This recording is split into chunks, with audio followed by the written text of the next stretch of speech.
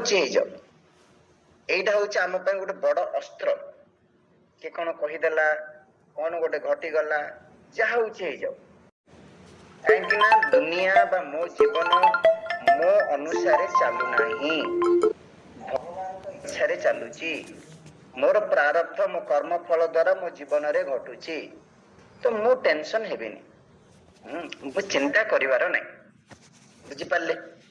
ତ ଏସବୁ ଅଲରେଡି ଆମେ ଦେଖିଛେ। କାମକୁ କିପରି ଜୟ କରିବା ନା ସଂକଳ୍ପକୁ ତ୍ୟାଗ ଦ୍ଵାରା, କ୍ରୋଧକୁ କିପରି ଜୟ କରିବା ନା କାମ ତ୍ୟାଗ ଦ୍ଵାରା, କାମ ବିବର୍ଜନ, ଲୋଭକୁ କିପରି ଜୟ କରିବା ନା ଅର୍ଥରେ ଅନର୍ଥ ଦେଖିବା।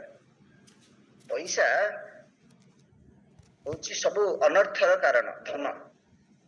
ଏବଂ ଭୟକୁ କିପରି ଦୂର କରିବା ନା ତତ୍ଵ ଅବମର୍ଶ, ତତ୍ଵ ମାନେ ଆତ୍ମ ତତ୍ଵ, ଏକ ତତ୍ଵକୁ ଜାଣିବା। ଏବଂ ଦୁଃଖ ବା ମୋହ, ଆକୁ କିପରି ଦୂର କରିବା ନା ଆତ୍ମ ବିଚାର, ଆତ୍ମ ସାଧନା। ଦମ୍ଭ କିପରି ତ୍ୟାଗ କରିବା ନା ମହତ୍ ସେବା।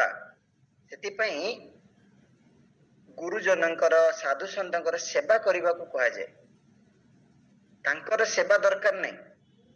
ଯେତେବେଳେ ଗୋଟେ ବୋହୂଟେ ଶାଶୁର ସେବା କରେ, ତାର ଯୋଉ ଅହଙ୍କାର ଥାଏ ନା, ଦମ୍ଭ, ସେ ସବୁ ଦୂର ହୁଏ। ସେଟା ଆମ ପରମ୍ପରାରେ ବଡ ମାନଙ୍କର ସେବା କରିବା ପାଇଁ ଗୋଟେ ସିଷ୍ଟମ କରାଯାଇଛି। ପୁଅ ବାପାର ସେବା କରିବ, ବୋହୂ ଶାଶୁର ସେବା କରିବ, ଶିଷ୍ୟ ଗୁରୁଙ୍କର ସେବା କରିବ। ଏହା ଦ୍ଵାରା ବ୍ୟକ୍ତି ଗଠନ ହୁଏ, ବ୍ୟକ୍ତିର ଇମ୍ପ୍ରୁଭମେଣ୍ଟ ହୁଏ।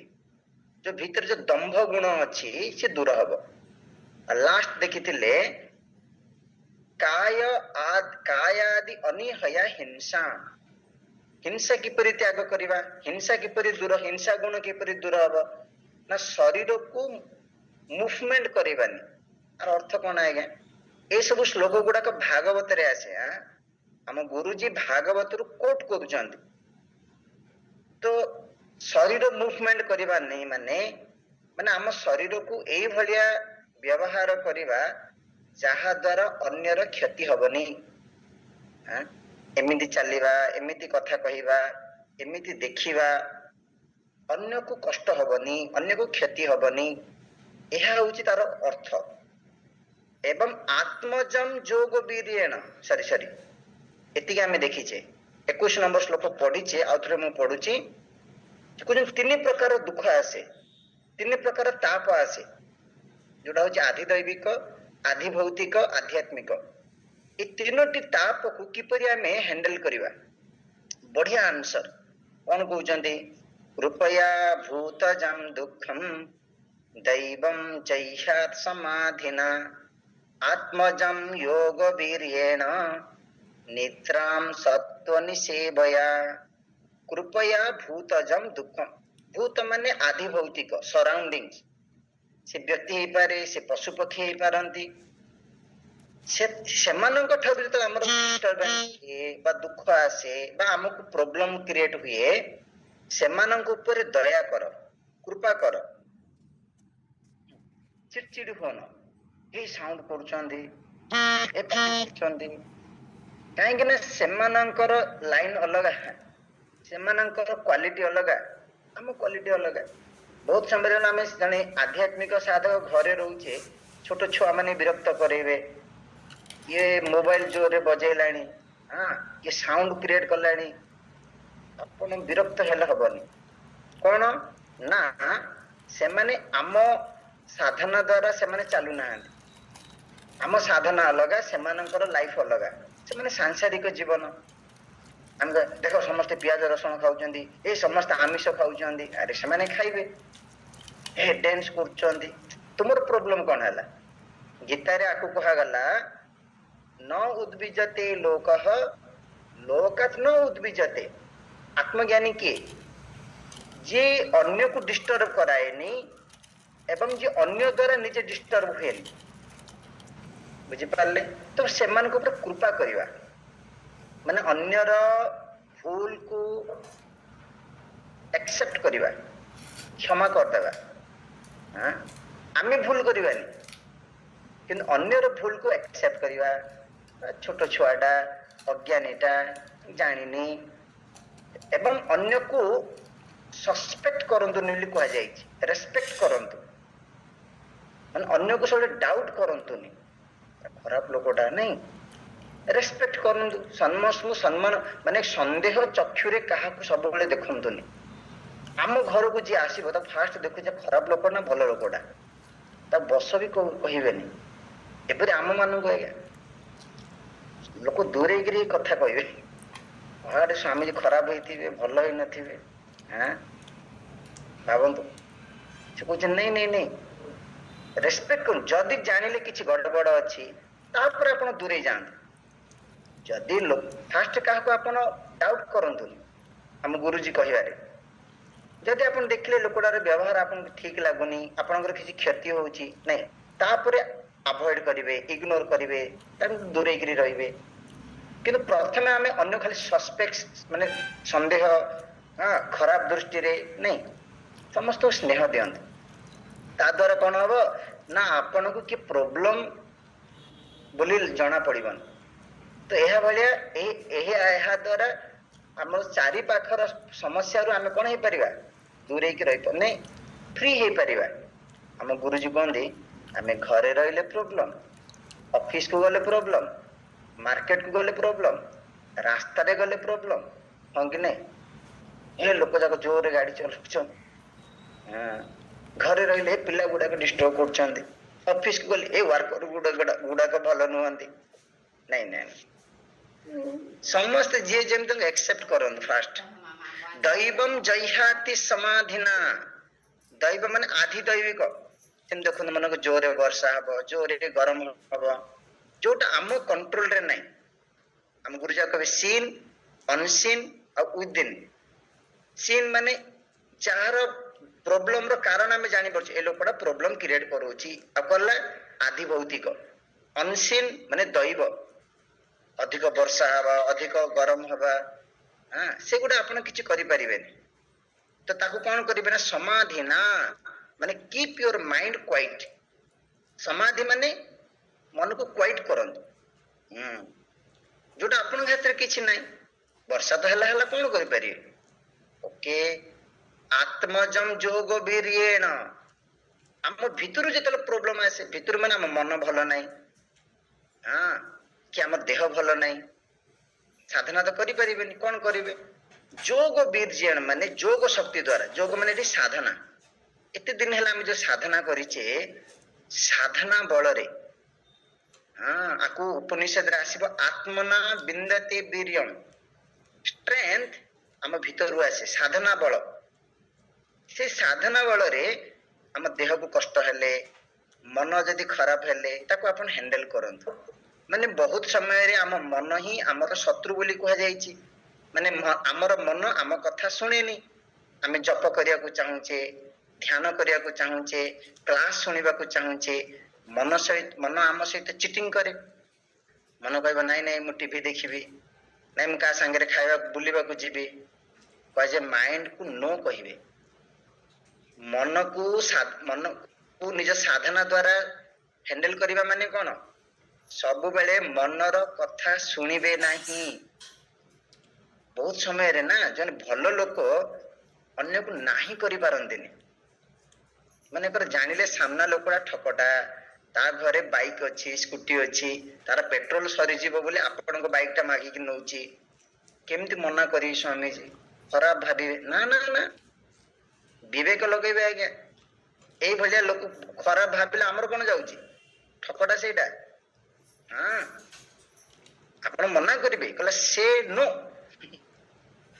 ନାହିଁ କରିବା ପାଇଁ ମଧ୍ୟ ଗୋଟେ ଶକ୍ତି ଦରକାର।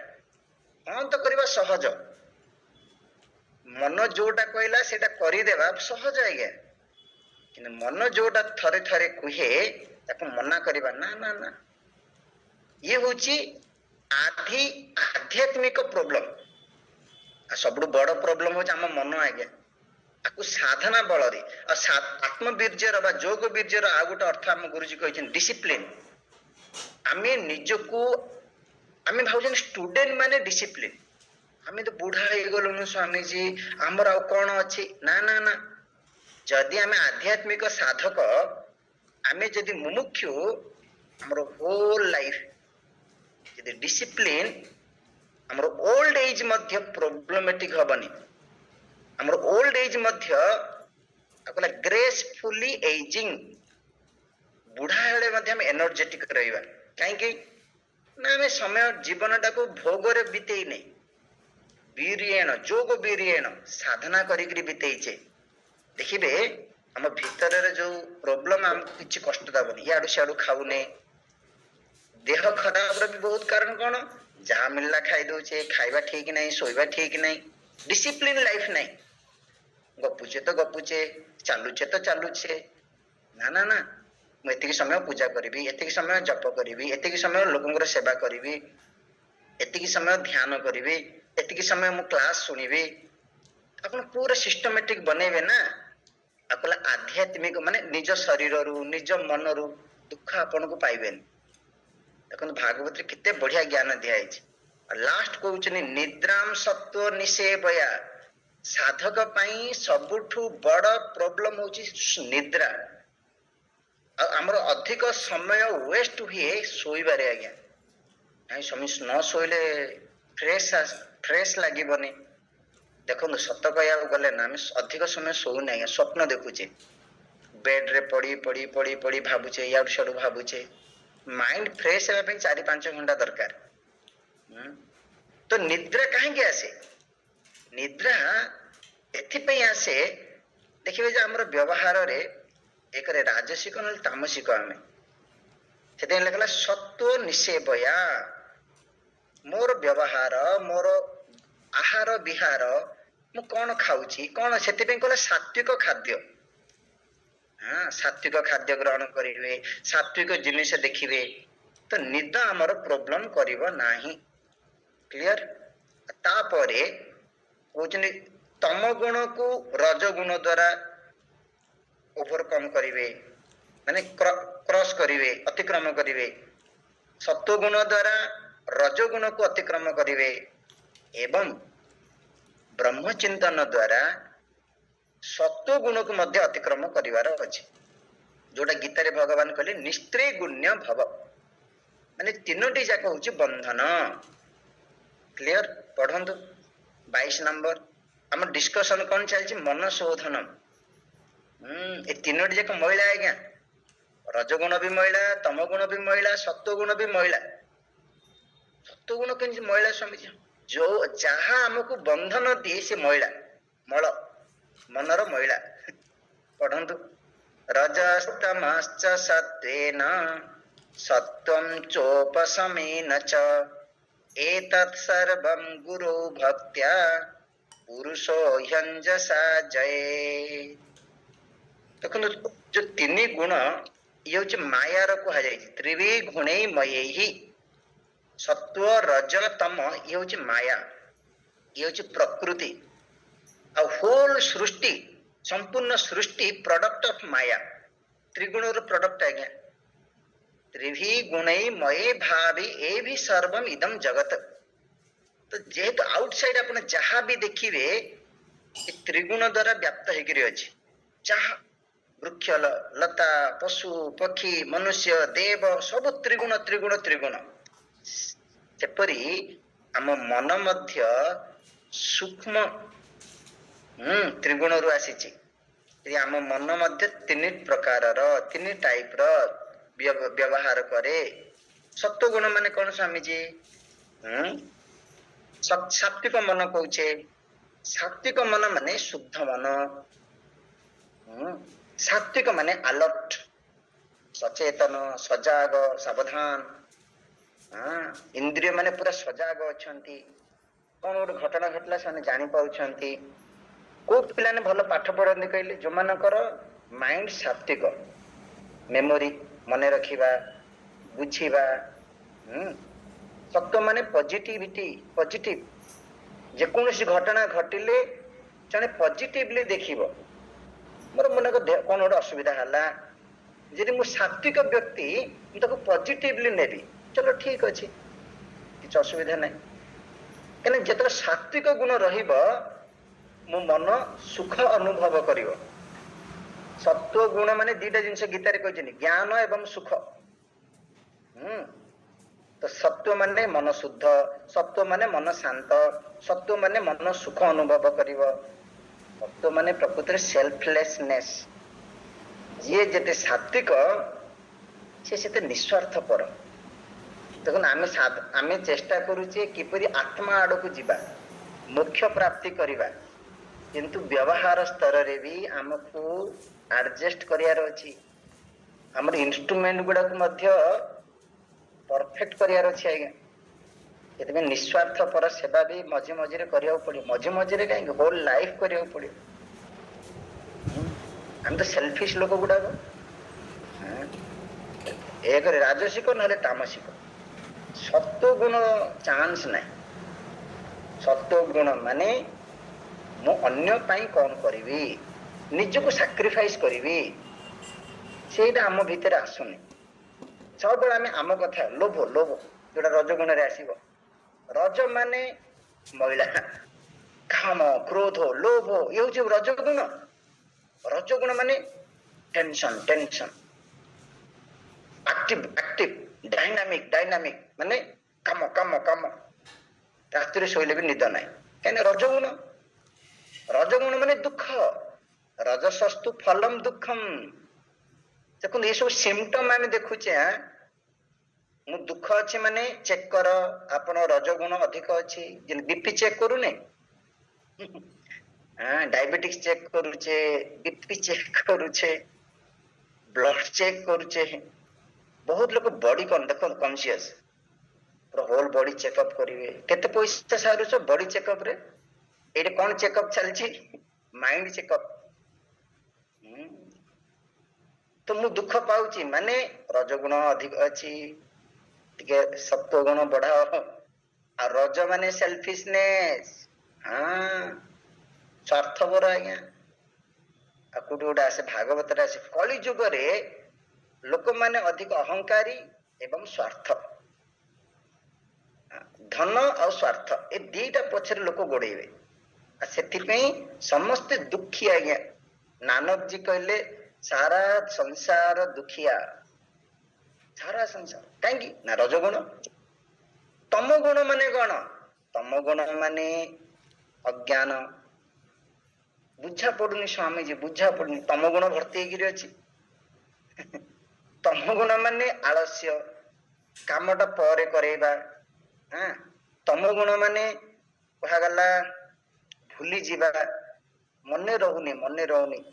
तम गुण माने दुष्टता, अन्यर क्षति करिबा, ये होची तम गुण। जेंति आपण हिटलर को कौन कहबे? नहीं स्वामी जी हिटलर बहुत एक्टिव थिला। ना ना ना ना, जने बेसी काम करूची माने भाबंतु जे सात्विक लोक हेतिबो। स्वामी जी मु पाहांतार उठुची, पाहांतार उठले कोन आपण सात्विक हे गेले? पाहांतार उठिक अन्यर फूल चोरी करूचंदी, तामसिक लोक आपण। अन्यर क्षति करूचंदी, उठिक गाली दउचंदी सकाळु सकाळु। नहीं नहीं नहीं, ध्यान करंतु, जप करंतु, आत्मचिंतन करंतु। Okay okay Swami ji. तो तम गुण जार अधिक अछि ताकु सत्व गुण को नियनी। देखो लिखा है रजस तमस सत्वेन सत्वम उपशमेन। रज गुण को सॉरी तम गुण को रज गुण द्वारा जय कर। माने जन तामसिक व्यक्ति ताको ध्यान करिया को कहनी, ता क्लास सुनिया को कहनी, से किछि बुझिबनी आज्ञा। ताको को काम करो रजगुण। और कर्म भी केमती करिवे? सेल्फलेस। अलसुआटा आज्ञा से केबे किछि करूनी, घर पाई किछि करी, निज स्त्री पाई करूनी, निज पिला पाई करूनी, आश्रम पाई करिए, स्वामी जी पाई करिए। लोक तामसिक लोक को आपण स्वार्थ दियंतु। कौन? पैसा मिलिबो पैसा। देखो घंटा डे खटिले 100 रुपीस, 5 घंटा काम कला 500 टका मिलिबो। करिबो सी तो लोभ देखेबे। तो रज तम गुण को रजगुण द्वारा जय करेबे। कर्म करेबे, सेल्फिश करेबे। ए देख तो पाखर पैसा नहीं, पैसा हेले सिना भल घरडे करिवु, खाइबु, एन्जॉय करिवु। यदि कहा जाए जो माने आचार्य, जो माने टीचर, समस्त को समान उपदेश देवा उचित नहीं आज्ञा। आप देखिए विभिन्न आचार्य माने विभिन्न संप्रदाय विभिन्न संस्था कोटि कीर्तन कर हाँ कोटि ज्ञान शुण हरिबोल करेंगे कीर्तन करेंगे गोटे प्रसाद खाइबे लालसा अच्छी टे लोभ अच्छी टे रजगुण अच्छी टे तम गुण अच्छी तो समस्त को आप क्लास शुणु ज्ञान शुणु शुणवे तार अर्थ मु कहूनी से लोअर आम हायर ना ना ना समस्ते समान किंतु क्यों भलिया स्टूडेंट को क्यों भलिया अधिकारी को क्यों भलिया साधना गुरु दियंती तार ना हूँ दीक्षा बुझिपारे कर्मयोग करेबे सेवा करेबे भगवान को नाम जप करेबे तापर ज्ञान आड़ को आसबे एवं आउ गोटे पॉइंट बहुत समय रे तामसिक व्यक्ति एवं सात्विक व्यक्ति एका भलिया देखा जाती केमती स्वामी जी तामसिक व्यक्ति शांत आप देखिए धीरे धीरे कथा हम धीरे धीरे चलिकी जीव देखो स्वामी जी केड़े शांत पिला आम पिलाटा बहुत शांत अरे अलसुआटा शांत कौन हाँ तम गुण भर्ती होकर अच्छी बहुत लोग मिस्टेक कर दियंती आज्ञा अरे से पार्टीटा खोलिले कष्ट हो बोली पार्टीटा भी से खोलुनी बहुत साधु सन्त देवे मौन मौन कथा कहबे खाइले एते खाइबे आम स्वामी किसी कहूना ठकटा कहूना कौन परिश्रम करा पड़ो पढ़िले पढ़ेले पढ़िया पड़ो हाँ ओके तो तम गुण एवं सत्व गुण एका भाया लगती जन ध्यान कला लगे जन शोची आज्ञा आप केमती जानवे लोकटा ध्यान कर ओके स्वामी जी बुझीगलु सत्व गुण रजगुण तम गुण सत्व गुण को भी जय करा पड़ो ना हाँ ना सत्वम उपशमेन उपशमेन माने मेडिटेशन कौन मेडिटेशन ना निर्गुण ब्रह्म देखंतु माने कर आपण आमर लक्ष्य सत्व गुण हेबा नहीं आमर लक्ष्य रजगुण नहीं आमर लक्ष्य निस्त्रेय गुण्य ये भी बंधन सत्व गुण भी बंधन है क्या गोटे आसे साधना पंचकम रे लास्ट श्लोकटा जने ही कृपा उत्सृज्यताम आप लोकों ऊपर कृपा भी करंतुनी दया करंतुनी हेल्प करंतुनी माने स्वामी जी लोकटा कष्ट पाउची अरे तुम्हें कौन पे आसीच निजर उद्धार पई आत्म मोक्षार्थम माने स्वामी लोकों को सेवा करिया दरकार के मना करूची जेतेले सेवा करिबा कथा सेतेले करा जायची एबे मो साधनार मो ऊपर को उठिलेनी मो मन को ब्रह्म रे आत्म रे स्थित करिवि एतिकी बेले सात्विक भावना मध्य बंधन कौन मन कर आप क्लास शुणुचंदी मेडिटेशन कर ध्यान कर मो ब्रह्म आपण मन भीतर भावना आसिला सात्विक सात्विक कौन देखले सेल्फलेस अन्यर सेवा करिया दरकार अन्य को हेल्प करिया दरकार ना ना ना अन्य को हेल्प करिवा अन्य को सेवा करिवा मध्य होची बंधन बहुत समय लोग पूजा पूजा स्वामी जी मु पूजा करिनी क्लास केमती सुनिबी अरे मूर्ख पूजा ठू क्लास होची अधिक बहुत लोग आरती को देखिबे बोली क्लास आसीबेनी आप कौन कहबे आपण ये भी बंधन सात्विक बंधन मु पूजा करिनी मु आरती करिनी आपण गोटे गोटे स्टेप ऊपर को जीवा को पड़िबो हां आपण यदि आज क्लास सुनुचंती आज पूजा हेनी चलिबो किछ असुविधा नहीं ना स्वामी जी आप 6 क्लास कर संध्या देवार अच्छी दीप देवार अच्छी अरे बाबा आत्मदीप प्रज्वलित करा जाउची ज्ञान दीप से दीपर कौन मान्य अच्छी मत कहले टिके ना लोक मूर्ख बहुत समय लोग सत्संग करती आज्ञा ना स्वामी आम घर पूजा हम संध्या समय रे बढ़िया बढ़िया कथा से लोक साधना केते बेले केउटा कौन करिबा गुरु आमको बतेबे जन को आम मानवा पड़ो जी आमको आम शरण जावाक पड़ो से कथा ये कहुई ओके आज्ञा आपण एत कथा कहले एटा कर सेटा कर आम गोटे गोटे प्राक्टिस करूँ ए सबु जाक जो महिला जीवाई किसी गोटे साधना कहना भागवत कहुई आम गुरुजी कहना भागवत कहुई एतत् सर्वं गुरु भक्त्या ପୁରୁଷ ୟଞ୍ଜସା ଜୟେତ୍। ଅଞ୍ଜସା ମାନେ ଏ ମଇଳା, ଏଇ କସ୍ମଳ ଇମ୍ପ୍ୟୁରିଟି, ମନର ମଇଳାକୁ ଜଣେ ଜୟ କରିବ। କିପରି? ଏତତ୍ ସର୍ବଂ ଗୁରୁ ଭକ୍ତ୍ୟା। ଦେଖନ୍ତୁ, ଗୁରୁ ଭକ୍ତି। ଜଣଙ୍କର ଗୁରୁ କଣ ଦରକାର? ମୁଁ ତ ଜ୍ଞାନୀ କହୁଛି, ନାଇଁ ନାଇଁ ନାଇଁ, ପରମାତ୍ମାଙ୍କୁ ପାଇବା ଗୁରୁଙ୍କ ବିନା ସମ୍ଭବ ନାହିଁ। ଯୋଉ ପରମାତ୍ମା ବା ଭଗବାନ, ଇଏ ମନ ବୁଦ୍ଧିର ବିଷୟ ନାହିଁ ଆଜ୍ଞା, ଏ ସୂକ୍ଷ୍ମ ବିଷୟ। ଆପଣ ଜାଣିଛନ୍ତି ବହୁତ ଆଧ୍ୟାତ୍ମିକ ସାଧକ ଇଭେନ ଏଇ ବସ୍ତ୍ରରେ ସାଧୁ ସନ୍ଥ ସନ୍ନ୍ୟାସୀ ଅଛନ୍ତି ଆଜ୍ଞା, ସେମାନେ ଭଟକୁଛନ୍ତି। ମୁଁ କହିଥିଲି କଟକ ମୁଁ ଯାଇଥିଲି, କଣ ଟିକେ ପଢି ଦଉଛନ୍ତି, କଣ ଟିକେ ଶୁଣି ଦଉଛନ୍ତି, କଣ ଟିକେ ନିଜକୁ ବଡ ଜ୍ଞାନୀ ବୋଲି ଭାବୁଛନ୍ତି, କିନ୍ତୁ କିଛି ନାହିଁ, କ୍ଲିୟର ନାହିଁ, ତାଙ୍କର କ୍ଲାରିଟି ନାହିଁ। ସେମାନେ କଣ କହୁଛନ୍ତି ସେମାନେ ନିଜେ ଜାଣିନାହାନ୍ତି। ହଁ, ଯଦି ଆମକୁ ଠିକ ଗାଇଡ ଜଣେ କିଏ ମିଳେ ସ୍ପିରିଚୁଆଲ ମାର୍ଗରେ, ଏ ସବୁଠୁ ବଡ କଥା। ହଁ, ଗୁରୁ ଭକ୍ତି ବହୁତ ଆବଶ୍ୟକ ଆଜ୍ଞା। ଉପନିଷଦରେ କୁହାଯାଇଛି ଆଚାର୍ଯ୍ୟବାନ ପୁରୁଷ ବେଦ। ବେଦ ମାନେ ବେଦ ନାହିଁ, ବେଦ ମାନେ ଜାଣେ। ସେହି ବ୍ୟକ୍ତି ପରମାତ୍ମାକୁ ଜାଣିବ କିଏ? ଆଚାର୍ଯ୍ୟବାନ, ଯାହାଙ୍କ ପାଖରେ ଜଣେ ଆଚାର୍ଯ୍ୟ ଅଛନ୍ତି। ଜଣେ ଆଚାର୍ଯ୍ୟ, ଆଚାର୍ଯ୍ୟ ମାନେ ଗୁରୁ, ଟିଚର। ତ ଏଇଭଳି ଏଠି ଟପିକ ସରିଲା। ଆଉ ଯୋଉ 3ଟା ଶ୍ଲୋକ ଅଛି, ଏଟା ଆମ ଗୁରୁଜୀ କମ୍ପ୍ଲିଟ କରୁଛନ୍ତି। ମୁଁ 3ଟି ଏକାଥରେ ପଢି ଦଉଛି, ତାପରେ ଆମେ ବି ସାରିବା।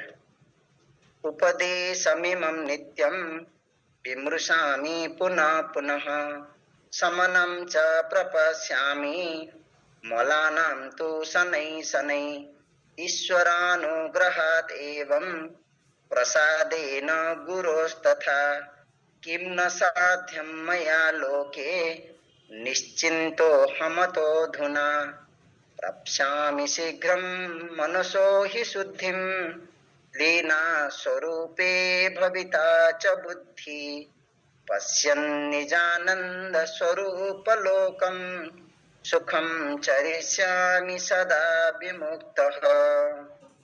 कौन आम गुरुजी कहउचंदी इमम उपदेशम। इमम माने एही उपदेश भागवतर जो कुहा जाय जे श्लोक जाक नित्यम विमृशामि। नित्य माने डेली, विमृशामि माने विचार करिबा। देखो से आम क्लास 5 दिन बंद हुए ना, आपण माने कौन करिए? आमे किछि करूनु स्वामी, आपण खाली पढ़ू थांतु। नहीं नहीं नहीं, जो टॉपिक पढ़ा है ताको नोट लिखंतु। बनले श्लोक गुड़ाक अच्छी, आपण ज्ञानी लोक निजे निजे से श्लोक गुड़ाक मनन चिंतन करंतु। एते गुड़े टॉपिक आपण मानको आमे पढ़ेलुनी, एते गुड़े मटेरियल आमे आपण को देलुनी। हां, एमि तो कहबा उचित नै आमे देलुनी कलुनी, कि माने आपण पूरा जीवन सारा मनन चिंतन करिया पे मटेरियल आपण पाखे अच्छी जानचंदी। कि आमे नै स्वामी सबुदिने पढ़ू था ठक गुड़ाक आमे किछि साधना करियानी। आमे केतो बहिटा काढी के बसिक निजे टिके शिखिबानी। आमको रेडीमेड पूरा के लिखिक पढ़े दब, आमे शुणीदेव, आमे बास काम हो गला, मोक्ष मिली जीव। ना ना ना, विचार मार्ग मो मन मो बुद्धि मते करने को पड़ो। तो से कथा कहूँ आम गुरुजी जे ये जो भागवत जो श्लोक ये जो साधना गुड़ाक दिगला, मु सबुदिन पुनः पुनः थरे नहीं, एगेन एंड एगेन, कहीं बारंबार आज्ञा ना। स्पिरिचुअल रे केवल गोटे मात्र साधना होची रिपीटेशन। अपन देखिथिबे गीता थरे पढ़ा सरला पर आउ थरे पढ़ा होची, थरे सरला पर आउ थरे पढ़ा होची। काहे कि ना संगे हम तो बुझी गलुनु गीता। जो पर्यंत हमको मोक्ष न मिली, लास्ट श्लोक रे कहिबे निजानंद स्वरूप प्राप्त न हेची, करते रहो करते रहो। आ कौन करियार अछि? सबुदिने भात डाली खाउछ कि नहीं? कौन भी खाउछ? थरे तो खाइदेल धीर रहिबो। पुनः पुनः यदि मैं एमती करी हब कौन आज्ञा ना, समनम मलानाम, ये मल जो काम क्रोध लोभ ये सबू समनम। समन माने कौन? कमिब, नष्ट हब। किपरि? शनै शनै, धीरे धीरे। स्वामी जी आमे एते दिन क्लास सुनिलु काहे किछि होउनी? हां होउछि आज्ञा, होउनी केमती? ନିଜକୁ ବିଚାର କରନ୍ତୁ, ପୂର୍ବରୁ ଆମେ କେମିତିକା ଥିଲେ ଏବେ କେମିତିକା ଅଛେ, ଜୀବନରେ ଆମର ପରିବର୍ତ୍ତନ ଆସିଛି ଆସିନି କେମିତି? କୋଉଠି ଗୋଟେ କହୁଥିଲେ ନା 23 ଘଣ୍ଟା ସଂସାର ଚିନ୍ତନ କରିବା, ଗୋଟେ ଅଧଘଣ୍ଟା କ୍ଲାସ ଶୁଣିବା ଆଉ ଭାବିବା ଯେ ସାଙ୍ଗେ ସାଙ୍ଗେ ମୁଖ୍ୟ ମିଳିଯିବାର ଅଛି, ହବ କି ଆଜ୍ଞା? ଶନେଇ ଶନେଇ, slowly slowly, step by step, ଧୀରେ ଧୀରେ, ଓକେ।